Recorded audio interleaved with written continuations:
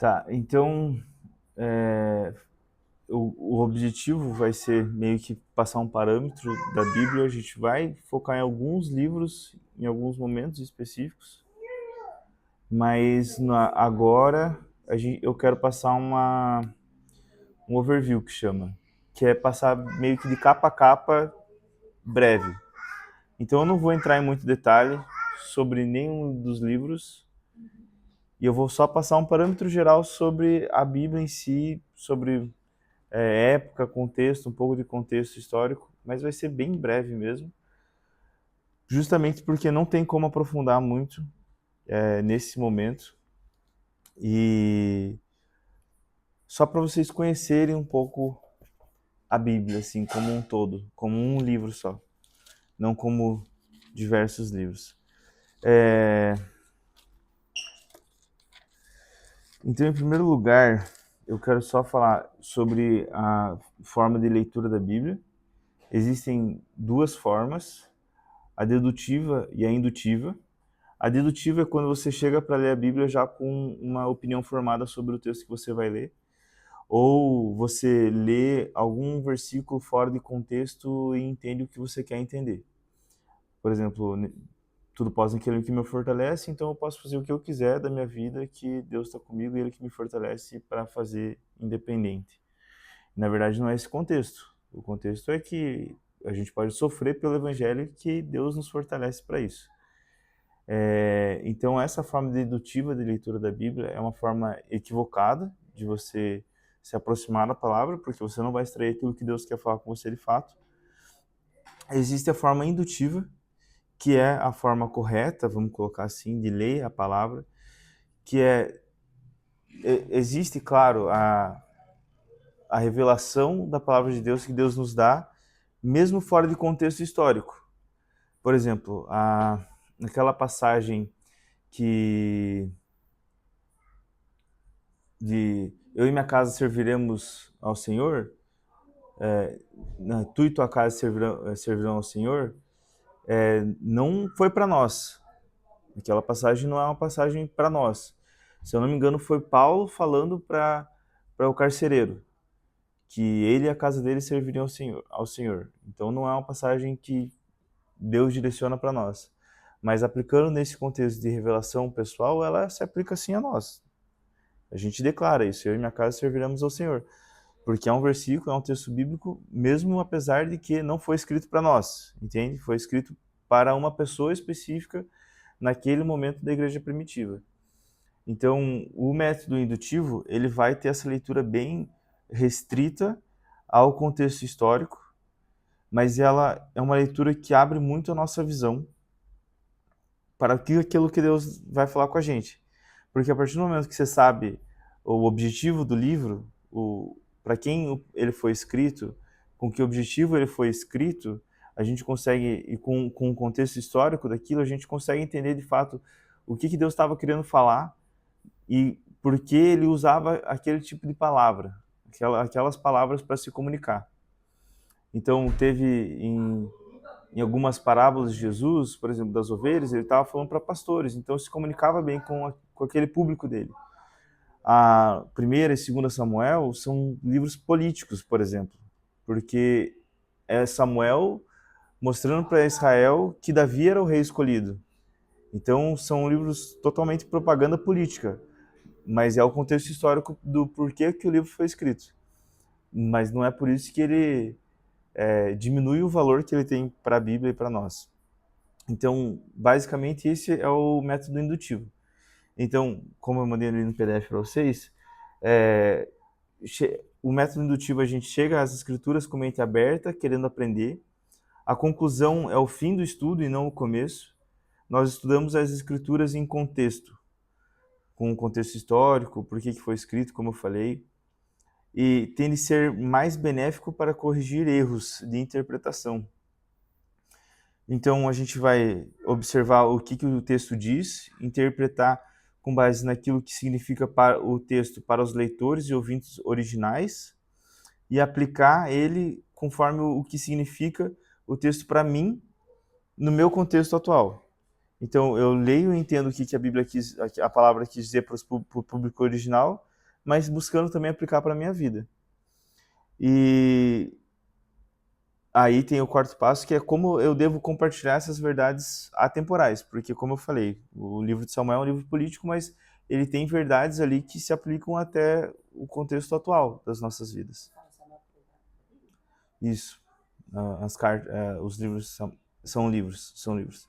Então, só agora para trazer um contexto da Bíblia, ela é dividida originalmente em o Velho Testamento em 3 seções, que seriam a Torá, que é a lei, que é Gênesis, Êxodo, Levítico, Números e Deuteronômio.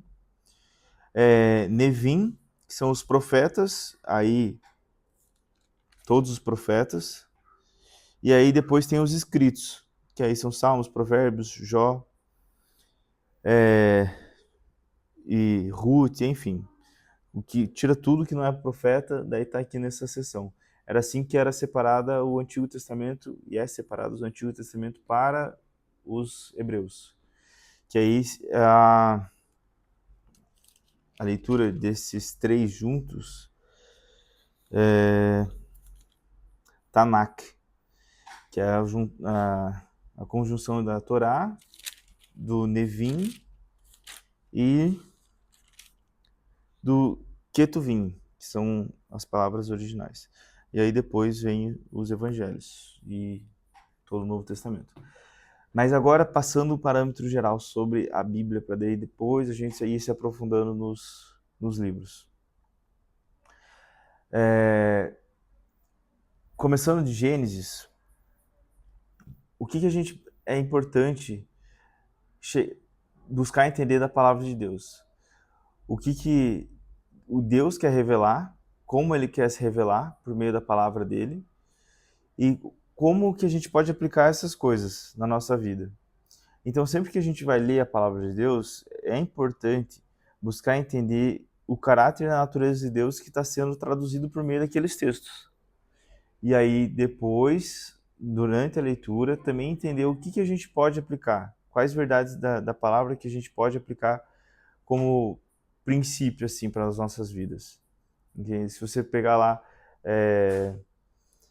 o Sermão do Monte, vai ter um monte de aplicação para as nossas vidas. E em diversos outros textos, Salmos principalmente, tem muito sobre a natureza de Deus, como ele é bondoso, como ele é compassivo. Mas em toda a leitura da palavra de Deus, a gente vai ter revelação específica sobre quem Deus é. Então eu vou passar agora um parâmetro sobre toda a Bíblia, começando de Gênesis, o Pentateuco e as tribos, os juízes, a história de Davi, tentando pegar alguns pontos que eu acho que são bem interessantes sobre todo esse contexto, assim, sem aprofundar mais uma vez. Então, em Gênesis tem a criação do mundo, a criação de todas as coisas por meio da palavra e a criação do homem por meio das próprias mãos. E quando a palavra fala que Deus soprou o seu espírito sobre as nossas vidas, a mesma palavra é realmente a palavra que é usada pelo Espírito Santo. Então, o sopro de vida é o Ruach, que é no original, que também é o Ruach HaKodesh, que é o Espírito Santo, depois do Novo Testamento. Então, Deus, quando cria a gente, além de ser com as próprias mãos, também tem essa questão de nos dar vida por meio da vida dele, entregando a nós o próprio Espírito, para que a gente possa viver. E isso traz uma intimidade muito grande. Por meio dessas escrituras a gente pode entender o amor que Deus tem por nós, que ele realmente separou algo especial para nós. Sobre nenhum outro tipo de criação ele colocou o próprio Espírito dentro para dar vida. Nenhum outro tipo de criação ele desejou fazer com as próprias mãos, a sua imagem e semelhança.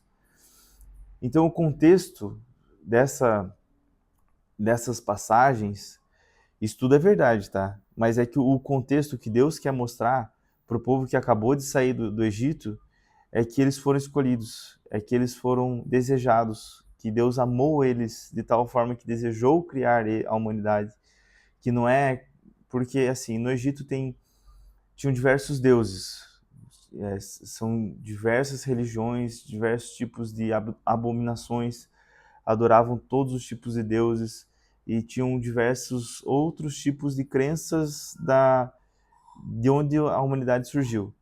Então Deus, por meio de Moisés, ele se revela justamente, revela o início do mundo, justamente para que o povo dele tenha conhecimento que eles foram desejados, que eles foram criados com as próprias mãos, que Deus amou tanto que depositou o próprio Espírito sobre a carne para que tenha vida. E também uma aplicação sobre que a gente pode tirar sobre isso é realmente de que se nos foi dado vida por meio do Espírito de Deus, quando nós não estamos conectados com Deus, nós estamos na verdade mortos, espiritualmente falando. E apesar de termos uma vida aqui, a gente não tem sentido, a gente não se sente completo. Tem uma frase que eu não sei quem é o autor da frase que fala que o homem tem um vazio do tamanho de Deus. Então, sempre, enquanto a gente estiver fora da presença de Deus, enquanto a gente estiver fora desse convívio com Deus, a gente vai ter um vazio dentro do nosso coração. Às vezes é imperceptível, porque a gente nunca experimentou ser cheio do Espírito para saber que realmente é algo diferente. É como se a Mariana nunca comeu doce, então ela não sabe o que é isso. Ela não sabe o quão bom é comer açúcar. Para ela tá vivendo a vida normal. E para ela tá tudo bem. É tipo a gente com Deus. A gente acha que tá tudo bem, mas na verdade a gente tem um vazio muito grande que nos consome. A partir do momento que a gente conhece Deus, aí a gente se sente completo, entende o sentido da vida. E aí a gente percebe, pô, eu deixei isso tanto tempo na minha vida e eu podia ter experimentado isso antes. E a gente até tem um arrependimento eu pessoalmente tive esse arrependimento quando eu encontrei Deus. Pô, eu precisava disso antes. Quão bom seria se eu tivesse esse encontro com Deus antes, porque é muito melhor viver com Deus. Mesmo apesar de a gente achar que está tudo bem, a gente só entende que na verdade a gente precisava de Deus quando a gente encontra Deus. E aí a gente se arrepende do nosso passado. Então esse seria um tipo de aplicação para as nossas vidas. Entender o caráter e a natureza de Deus, entender o que Deus quer comunicar com aquilo, e aí aplicar para as nossas vidas. Realmente eu não posso mais ficar longe de Deus, porque eu fui criado para estar perto dele. E sem ele eu não tenho vida de verdade. Então Deus cria a humanidade, depois há a queda da humanidade, em Gênesis 3,15 que vai falar sobre o plano redentor de Deus. Logo depois que Eva come, eu não vou me aprofundar muito, tá? Mas eu tenho muita vontade de me aprofundar, mas fica para o próximo estudo. Depois que a Eva come o fruto, logo em seguida, Deus já apresenta um plano redentor. E aí ele fala, deixa eu abrir aqui porque é legal ler esses versículos específicos.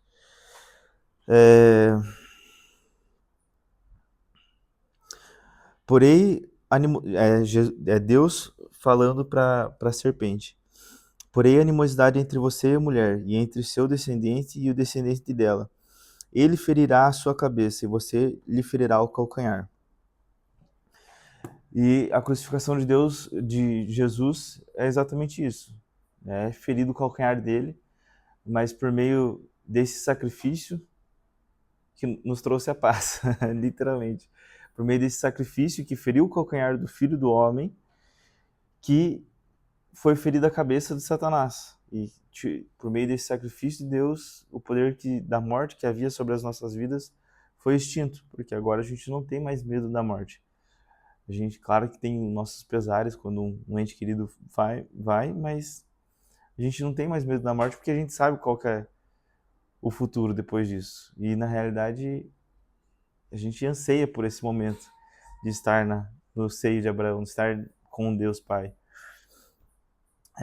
Fica para um outro momento também essa questão de seio de Abraão, sobre os tipos de inferno, que é bem legal também. E aí depois disso, depois da queda, aí nesse momento Deus já se mostra como um redentor, mais um caráter e natureza de Deus. um Deus que ama tanto que, independente se você pecou ou não, ele ama tanto que ele é pronto em mostrar que ele tem um plano de redenção e que isso não vai tirar, não vai nos tirar do amor dele, não vai roubar o amor que ele tem por nós. E aí, após isso, existe o pecado de Caim, que mata Abel, e aí fica para o próximo estudo. Acontece o dilúvio. No dilúvio, Deus fala com Abraão, que ali naquele momento era o único justo da terra.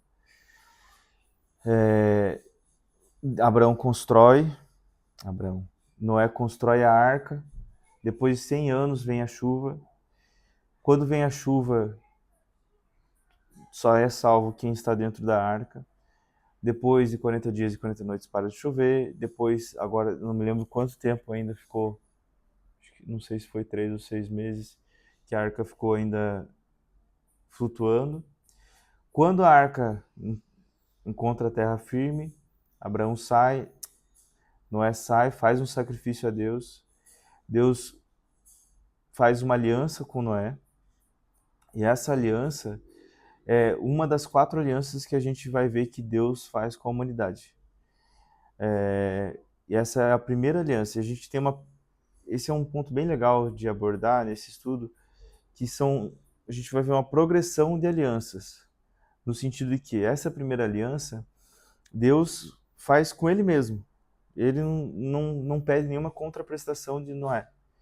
Ele fala assim, que ele viu que tinha destruído tudo pela água, e ele fala assim, eu me comprometo em nunca mais fazer isso.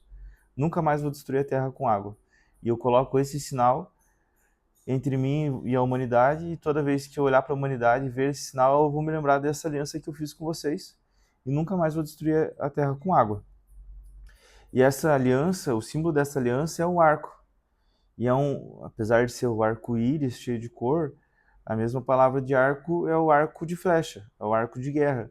E ele está apontado para Deus. Então é uma aliança como se Deus falasse assim, se eu se eu quebrar essa aliança, eu mesmo vou sofrer a consequência dessa aliança que eu estou fazendo com vocês. Porque o arco não está apontado para a humanidade, está apontado para os céus, que é a casa de Deus. Então, nesse momento, essa é a primeira aliança que a gente vê na Bíblia, e é uma aliança de Deus com Deus sobre a humanidade, que independente de qualquer tipo de contraprestação. Depois de Noé, a gente vai ter a aliança com Abraão. E a aliança de Noé com Abraão, aí ela já exige uma contraprestação da humanidade, dos seus escolhidos, que é a circuncisão. Né, amor? Mas assim, ainda é uma aliança fácil, porque você só precisa fazer uma vez na tua vida. Deus exige uma contraprestação do povo escolhido, que agora é a circuncisão. É algo doloroso, não é fácil, mas vai estar ali pro resto da tua vida. Você nunca mais vai precisar fazer nenhum tipo de obra. A aliança vai estar ali na sua carne, de que você é um escolhido de Deus e que você foi justificado pela fé que você teve, que é justamente Abraão foi justificado pela fé que ele teve em Deus. E esse ato de circuncidar, Deus requereu dele para formar essa nova aliança.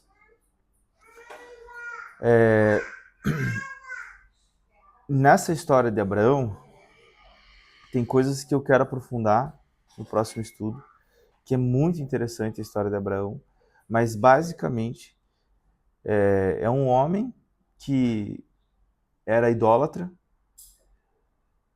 que era filho de Sem, que foi abençoado por Noé, e Deus, respeitando essa bênção que o pai dele profetizou sobre a vida dele, ele chama Abraão, um homem idólatra, que não tem nada a ver com Deus.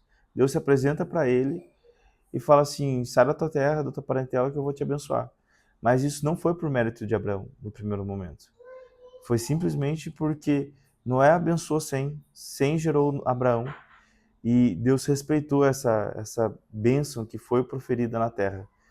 Porque Deus ele fala que no início de tudo, lá em Gênesis 1, 2, que a autoridade da terra está sobre a vida do homem. Deus deu a autoridade de governar a terra ao homem. Então, Deus respeita isso. Deus respeita esses princípios que ele mesmo estabeleceu. E por meio disso, ele escolhe Abraão. Abraão é justificado então pela fé que ele teve em Deus. Ele creu em Deus e isso foi dado a ele como justiça. E aí temos toda a história dos patriarcas. Indo para o Pentateuco, para o restante do Pentateuco, que é Êxodo, Levítico, Números e Deuteronômio, Deus se mostra como um Deus relacional e santo. E ele é uma leitura bem chata. Pessoalmente, eu não gosto dessa leitura. Assim, tem coisas muito boas ali, por isso que eu faço questão de sempre ler e de não pular essa parte da Bíblia, porque sempre tem coisas boas ali, mas é uma leitura muito maçante, é muito difícil, porque tem... Êxodo é a história do povo saindo do Egito, fala um monte de lei lá, que é realmente chato de ler. Levítico vai falar sobre a separação que Deus quer do povo dele, sobre os atos dos sacerdotes para se consagrar, sobre o tabernáculo, sobre a forma que vai ter o tabernáculo, sobre as medidas exatas, sobre os rituais que tem que ter para entrar na presença de Deus, sobre quem pode entrar na presença de Deus. E aí Números vai falar sobre... vai trazer esse contexto de quantitativo mesmo das pessoas e traz bastante informação histórica ali sobre o que eles estavam vivendo naquele momento. E Deuteronômio é como se fosse uma renovação da aliança. Ele vai citar novamente de todas as leis que foi citado ali em Êxodo, Levítico e até em Números, vai citar tudo de novo para a nova geração que vai entrar na Terra Prometida. Porque Êxodo vai trazer as leis para o povo que acabou de sair do Egito. E aí toda essa geração ela perece por conta da incredulidade deles. E aí Deuteronômio vem para renovar todas as leis para essa nova geração que agora vai entrar na Terra Prometida. É uma leitura bem, bem maçante, mas se a gente entrar na palavra com essa ideia de querer extrair o que Deus está querendo falar, sobre quem Ele é e sobre o que a gente pode aplicar na nossa vida, a gente vai ver que Deus ele quer se relacionar com a humanidade, mas Ele é tão santo, mas tão santo, que Ele não consegue ele não consegue acessar a humanidade sem matar ela, porque Ele é muito santo e a gente é muito sujo. Então Ele cria diversas formas, diversos rituais, diversos meios, assim como o tabernáculo, de conviver no meio desse povo impuro, sem destruir esse povo impuro. Então, existem formas de você acessar, pessoas específicas que podem acessar a presença de Deus, fazendo sacrifícios para se purificar do pecado, para conseguir se limpar dessa impureza, para ficar um pouco mais santo, para então entrar na presença de Deus sem ser consumido pela santidade de Deus. Então, no final, não é que Deus é chato e metódico. É que Ele quer se relacionar com a humanidade, mas para isso existem coisas que nós precisamos fazer para conseguir acessar essa santidade. E aí depois Jesus vem, destrói tudo isso, o Espírito Santo habita em nós e Ele nos santifica. Agora nós somos o tabernáculo. Mas nesse momento é justamente isso. Não existe um sacrifício que levou todo o pecado sobre si ainda. Então a gente é tudo sujo, não consegue acessar. E aí Deus se mostra como um Deus que quer se relacionar, que Ele ama tanto a nós, que Ele se dispõe a andar no meio desse povo impuro, mas para isso precisa ter alguns tipos de precauções para que esse povo não seja consumido pela sua santidade. Então, no final é bem legal, é bem interessante o contexto. mas é bem chato de ler. E é bem chato mesmo, não tem problema falar que é chato, porque é chato mesmo. Essa parte não. Eu tô ruim da garganta, tá? Não, Garganta inflamada. tranquilo. E aí depois vem o que a gente chama da história das tribos ali, vamos colocar assim. Que aí é o povo entrando na Terra Prometida, permanecendo na Terra Prometida, e os juízes que Deus levanta para redimir o seu povo. Porque aí vem Josué ele invade a Terra Prometida, aí é outra questão. Muitas vezes a palavra usa uma linguagem hiperbólica. O que é hiperbólica? É uma linguagem demasiadamente exagerada, entendeu? É como se eu falasse que essa mesa é a maior do mundo, mas não é. É uma mesa pequena até, se comparar com a maior mesa do mundo. Mas como a, a palavra era falada naquela época, ninguém lia, poucas pessoas tinham acesso ao conhecimento de escrita e de leitura, a palavra era uma tradição oral, então a palavra traz essas linguagens hiperbólicas para ficar gravado na mente das pessoas que estavam ouvindo. Por isso que ela é bem exagerada. Então aí vem em Josué e fala que dizimou todo uma, um povo, fez um genocídio ali com um povo, e aí logo depois fala que tinha esse povo existindo no meio deles ainda. Entendeu? Então a gente percebe que é uma linguagem hiperbólica justamente por isso, que não é o que aconteceu de fato. No início fala ali em Josué que dizimaram todos os povos, mas aí depois, mais pra frente, a gente vai ver que ainda tinha esse povo tranquilamente vivendo no meio deles, e isso, inclusive foi isso que trouxe a queda do povo de Israel muitas vezes, por essa influência maligna de idolatria, de, de abominações mesmo, de sacrifício de crianças, de prostituição para adoração de deuses, de mutilação para adoração de deuses. Então tudo isso não era o plano de Deus, porque Deus fala mesmo para ir expulsar todos os povos, para que o povo de Deus não fosse influenciado por esses povos que estavam habitando na terra. E esse povo que estava habitando na terra eram os cananeus.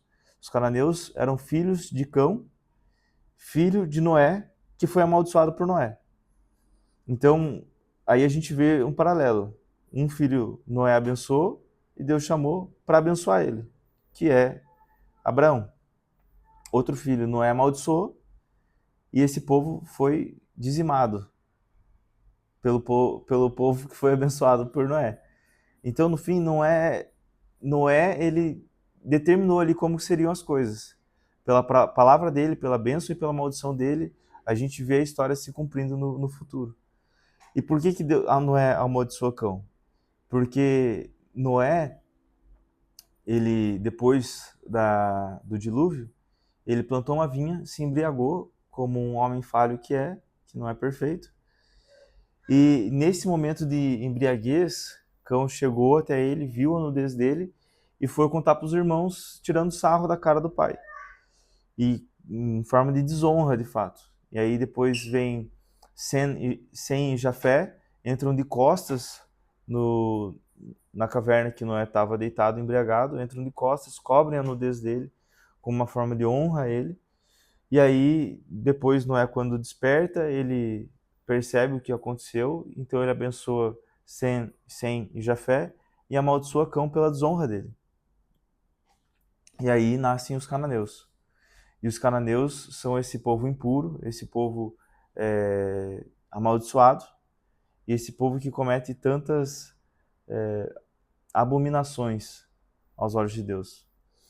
Mas aí, mesmo assim, Deus se mostra um Deus gracioso, porque quando ele leva Abraão para a terra prometida, ele fala, essa terra que é a prometida e eu vou te dar para a tua posteridade, e os habitantes dessa terra hoje são os cananeus. Mas não vai ser hoje que eu vou te dar essa terra, daqui 400 anos eu vou te dar essa terra, porque a medida de iniquidade ainda não chegou ao fim.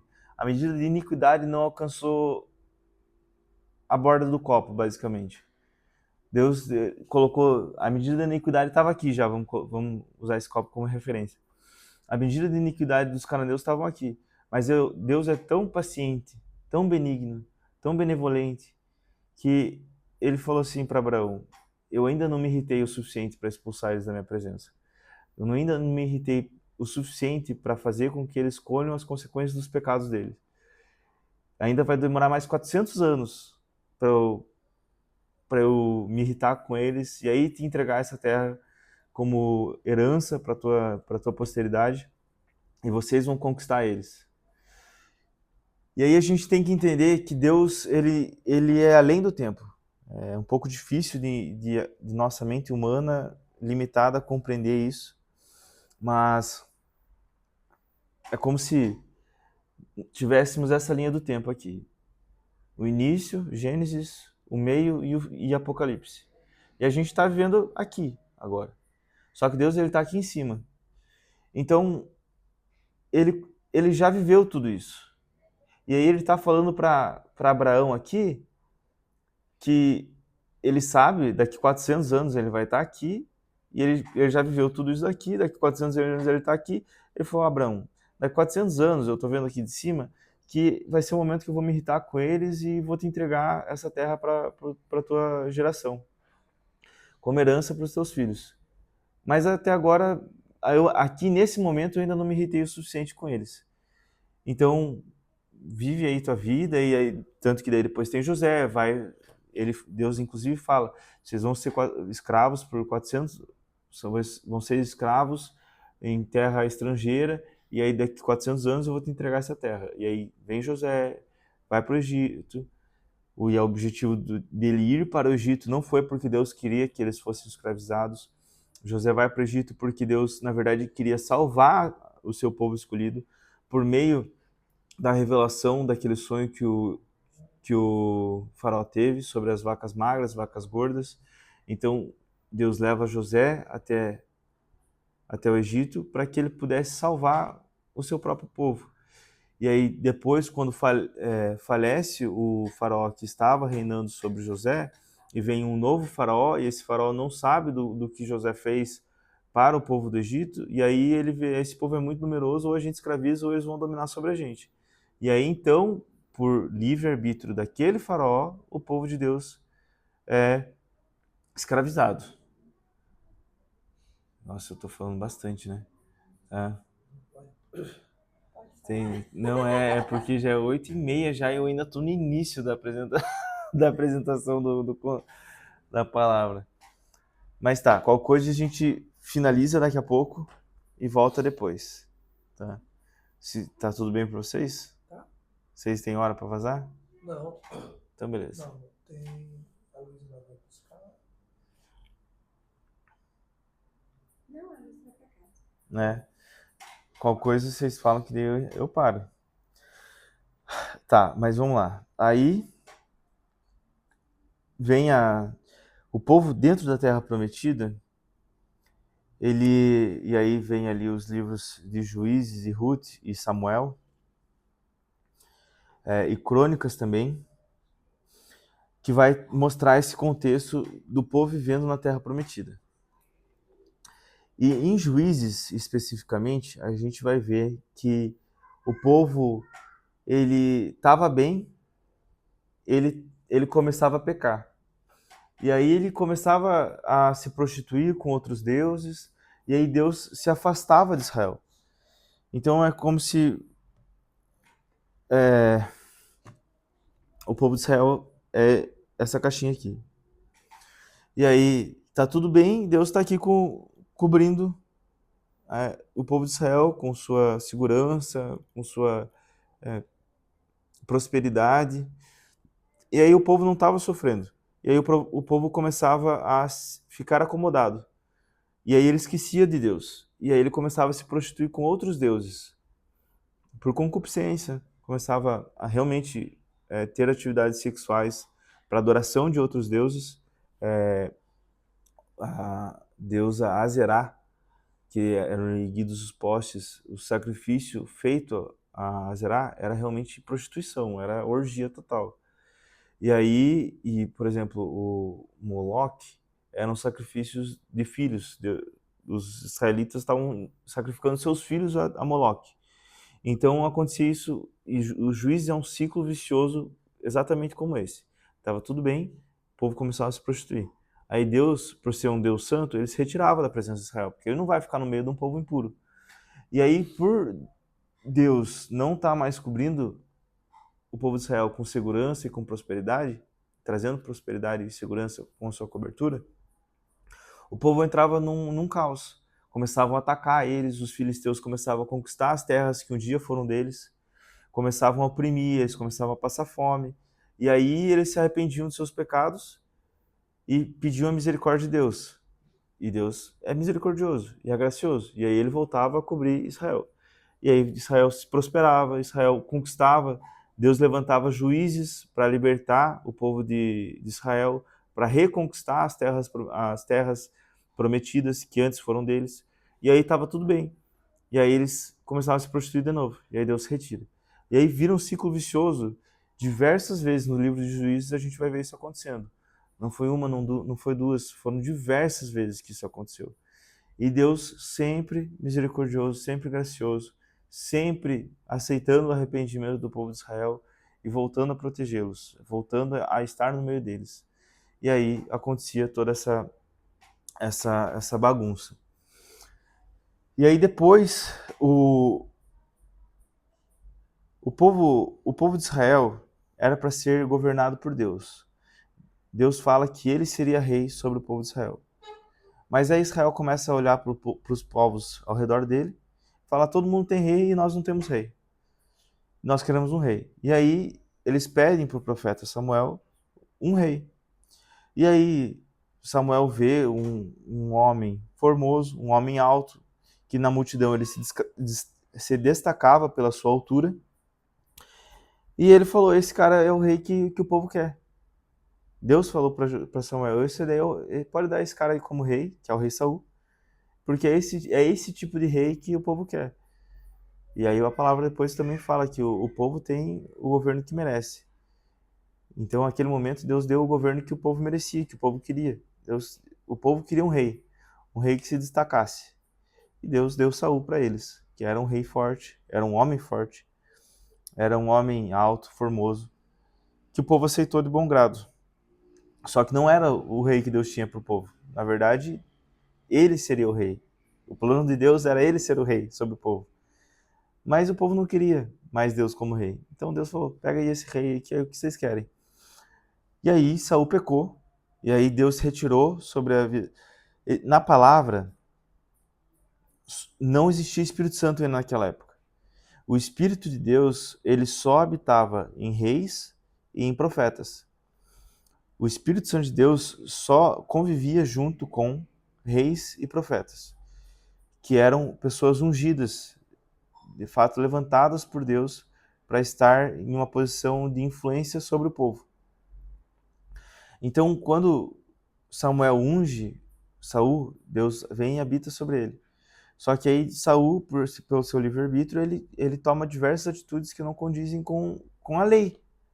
A lei de Moisés, ela estabelecia que, por exemplo, somente os profetas, os sacerdotes poderiam oferecer sacrifícios a Deus. E aí teve um momento que Saul, porque ele estava ansioso, porque o povo começou a se dispersar um pouco, ele se preocupou mais com o povo que estava na frente dele do que com o pensamento de Deus sobre ele, e sacrificou no lugar do sacerdote. Quando Samuel chegou e viu a situação, ele falou: cara, você pecou de forma gravíssima, você contrariou a lei clara de Deus e agora Deus se retirou sobre a tua vida.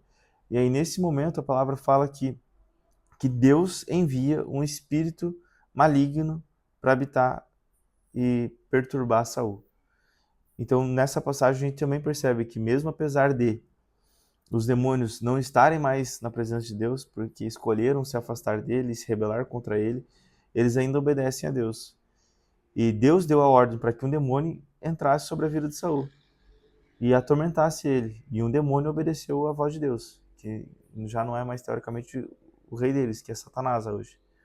Mas ainda assim ele obedeceu e e começou a perturbar a vida de Saul, porque foi a consequência do seu pecado.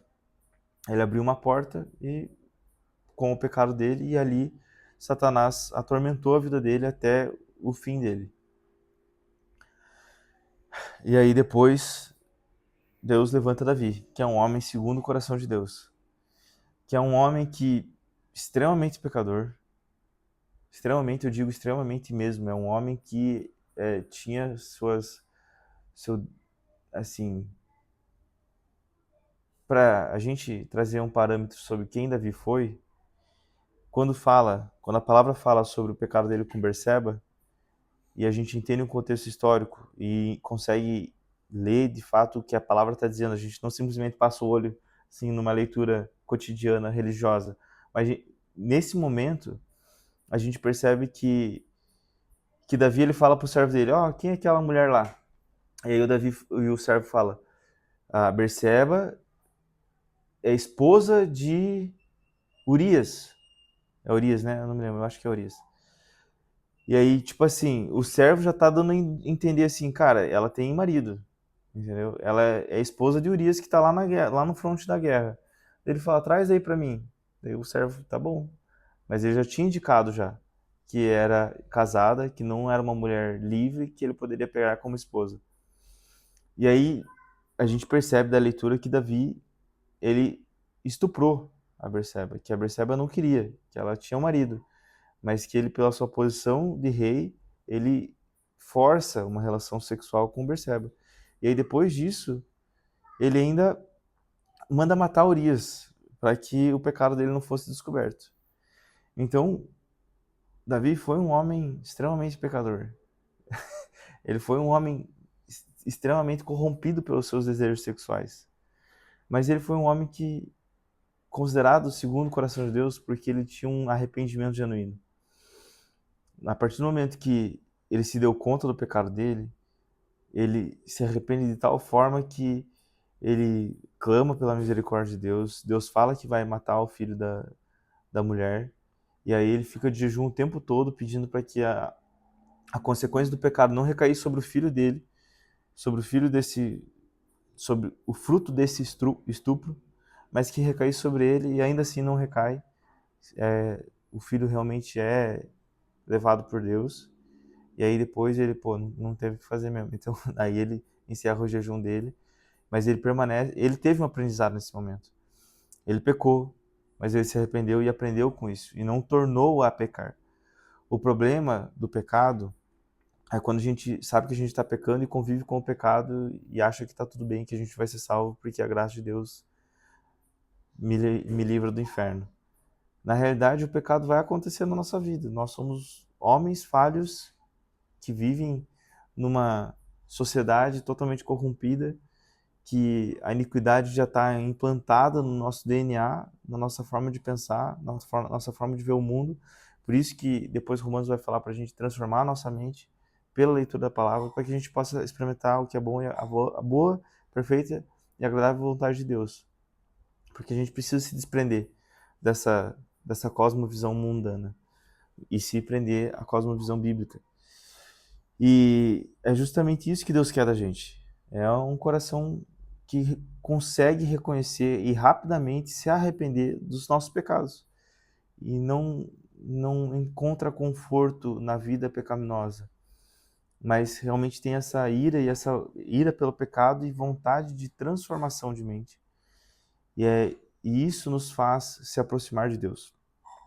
E Davi era um homem tão amoroso, tinha um relacionamento tão bom com Deus, que ele olha para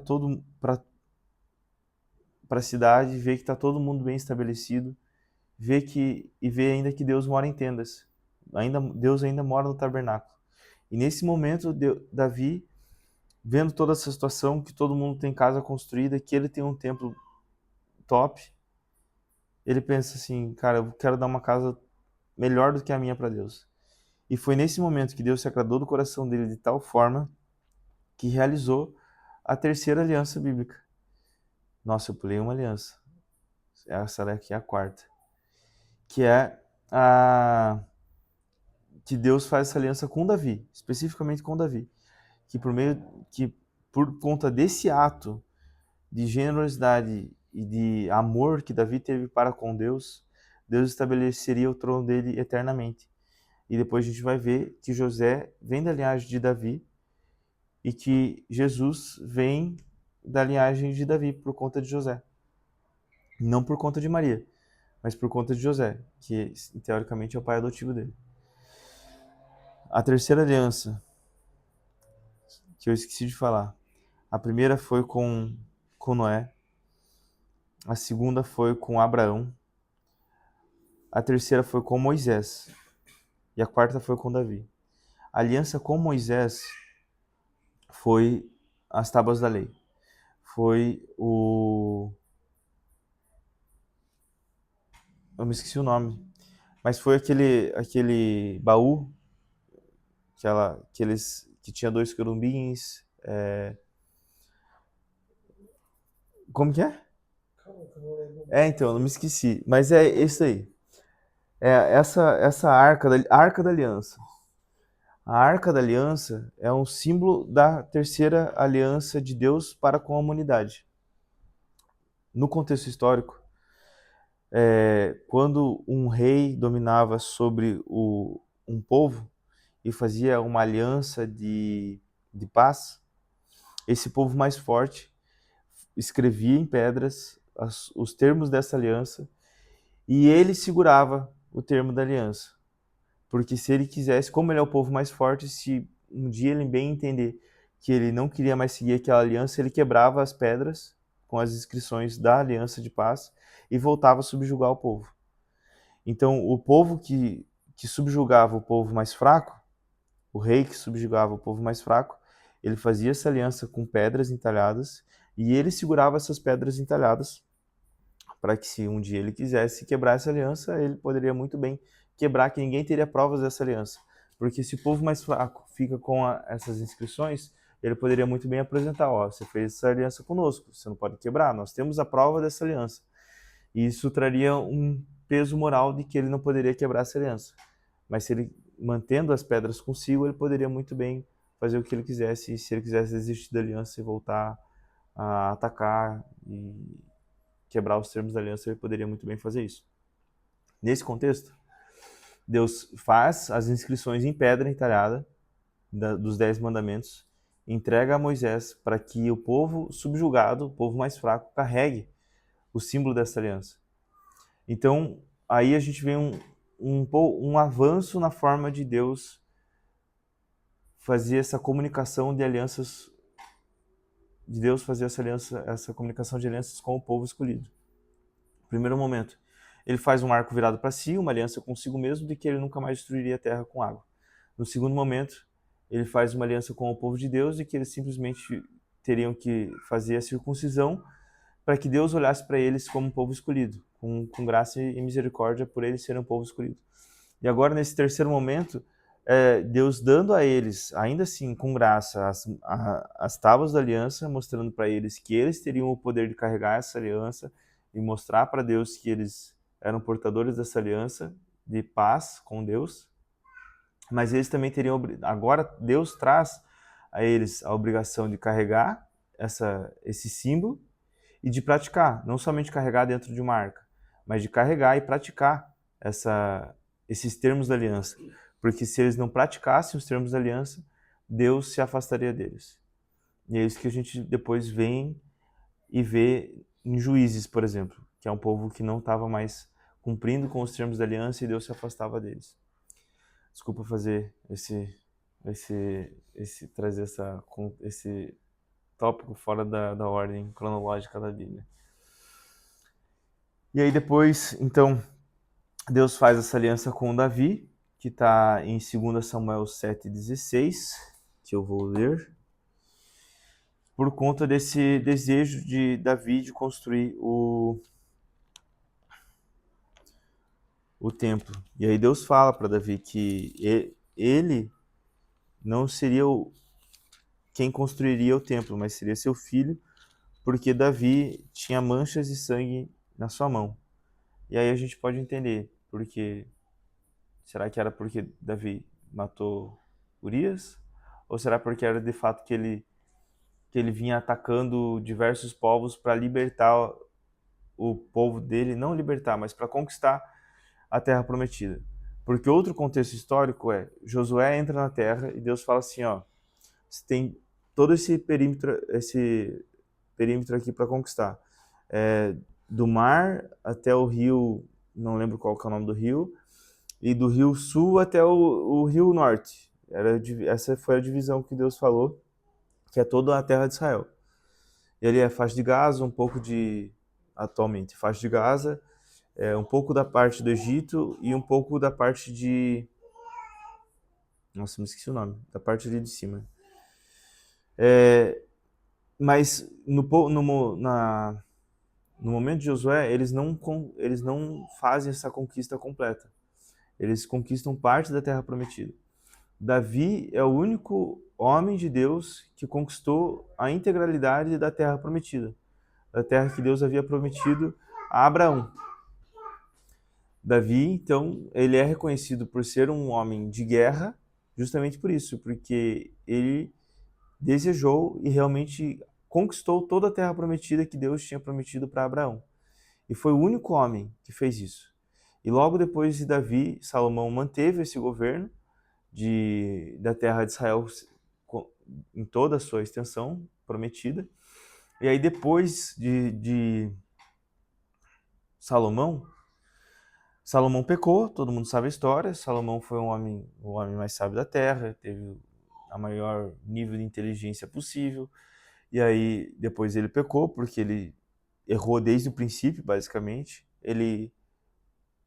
Deus tinha falado na lei, fala que não era para o povo de Israel confiar nos cavalos do Egito. E aí logo um dos primeiros atos de Salomão foi: vamos comprar cavalos do Egito.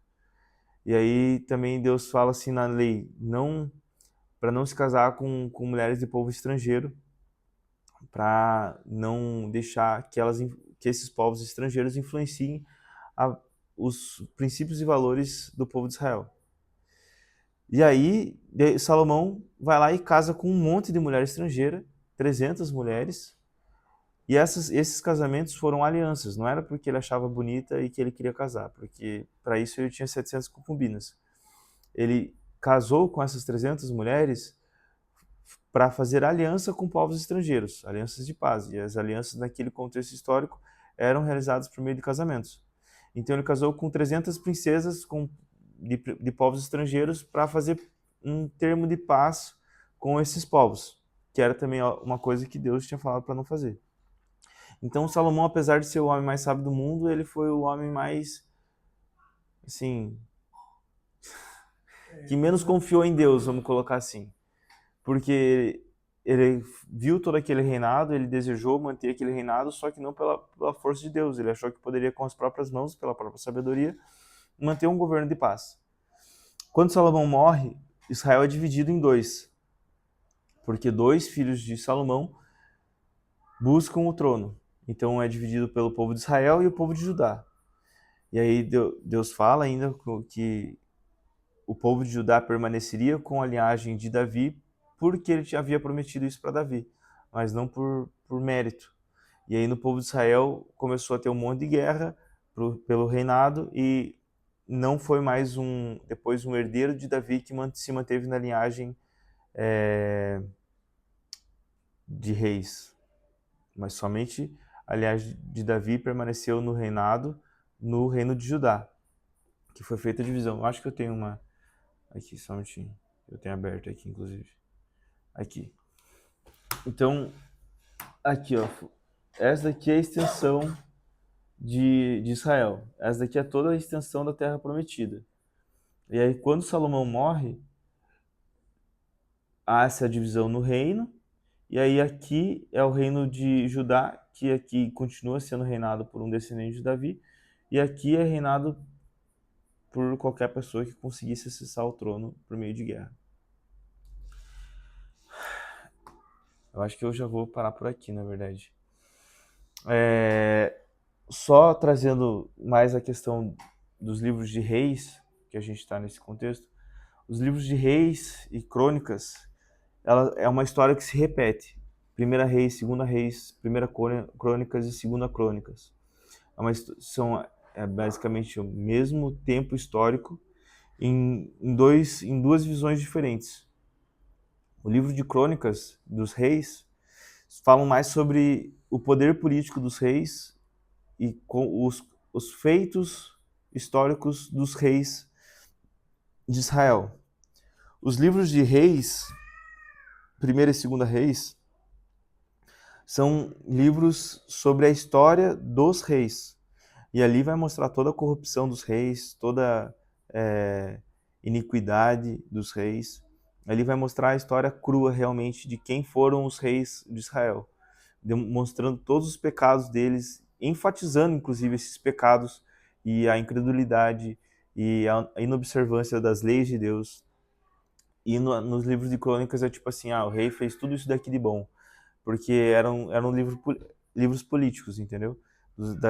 Porque todos os reinados daquela época tinham seus livros das crônicas dos reis, que eram os feitos históricos bons de conquista, de avanço, de expansão. E da mesma forma, o reino de Israel teve também esse livro.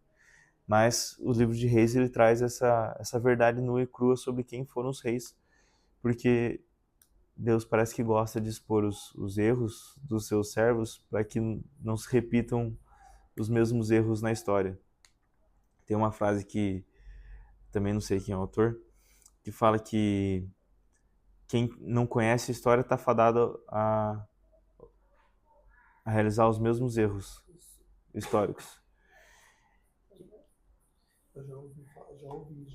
É, Meu avô que falava muito essa frase. Então, nesse contexto, Deus ele gosta de mostrar os erros dos seus servos para que os próximos servos não cometam os mesmos erros. E aí, nesse período também, a gente vai ter Miqueias, Joel, Amós e Oséias, que é a construção do templo, a corrupção do povo e a divisão dos reinos, mostrando essa aplicação de conhecer os erros para não repeti-los, e mostrando o caráter de Deus que é fiel do início ao fim, independente dos erros, desde que a gente tenha um coração arrependido e que busque essa redenção por meio de Deus. Eu acho que por hoje tá bom, né? E aí depois tem mais. Não, assim, foi metade, acho que do que eu tinha para falar. Mas bom que pelo menos eu falei as alianças, que era algo que eu queria falar. Mas estou realmente na metade. Na verdade, um pouquinho antes da metade. Mas aí na próxima estudo a gente continua. Beleza? Deixa eu parar a gravação aqui.